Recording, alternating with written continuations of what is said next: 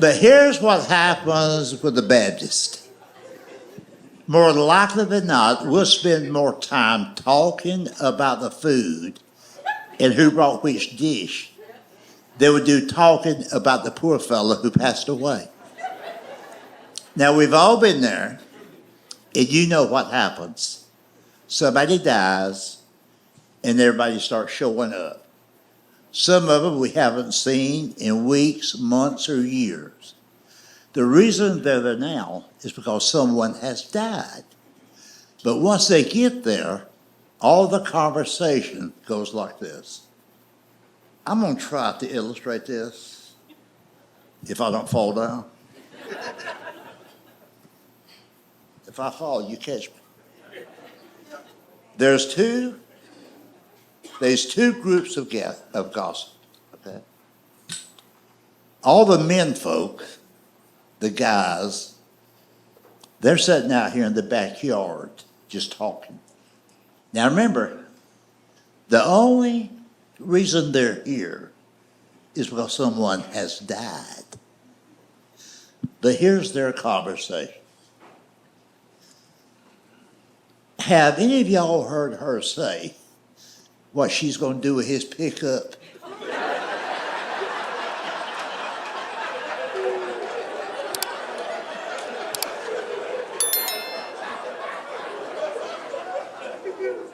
That truck just got 13,000 miles on it.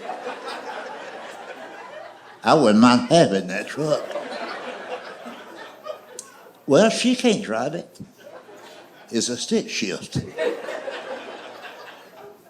I'm going to ask her about that truck. Of course, I ain't going to say nothing right now.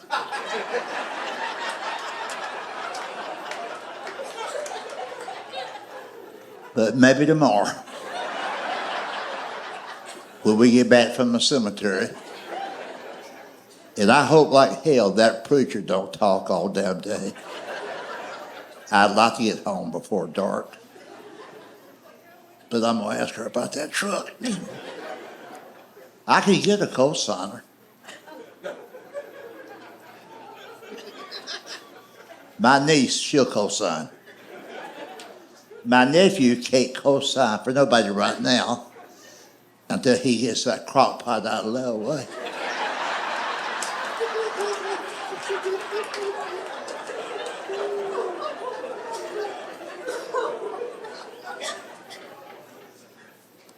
But the real conversation, folk, is among the women folk.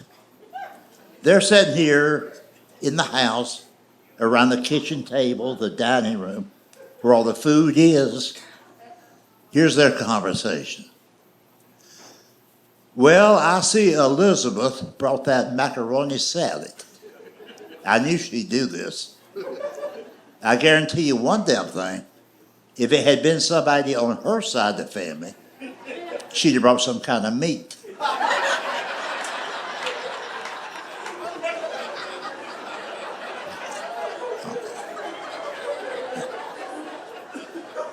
Well, let me tell you what I'm talking about.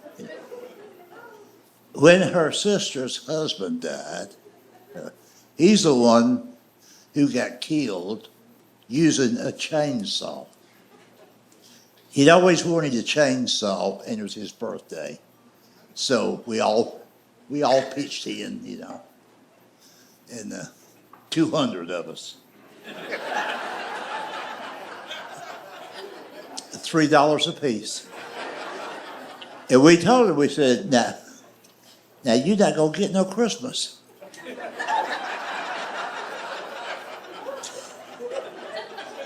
But anyway, he was outside there cutting down fence posts. He didn't have no trees. As a matter of fact, it wasn't even his fence. So the neighbor shot him.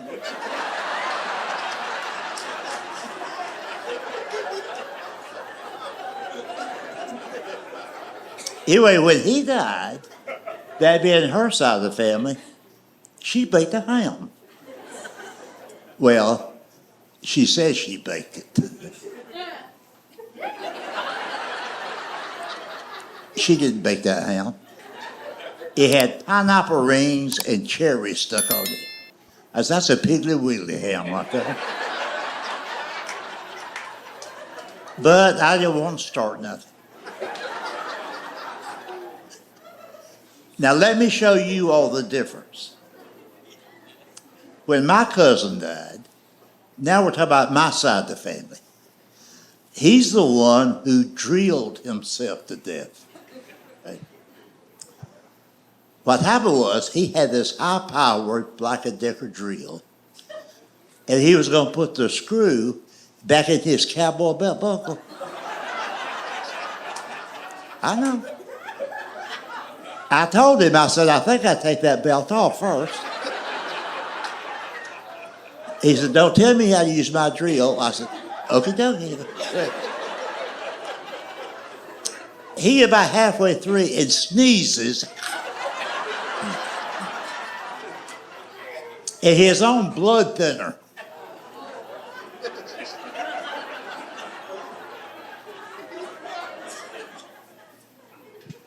He bled to death while his wife was in the next room watching Price is Right.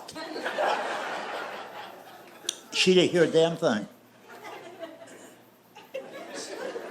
Anyway, when he died, that being my side of the family, guess what she showed up with? 11 deviled eggs.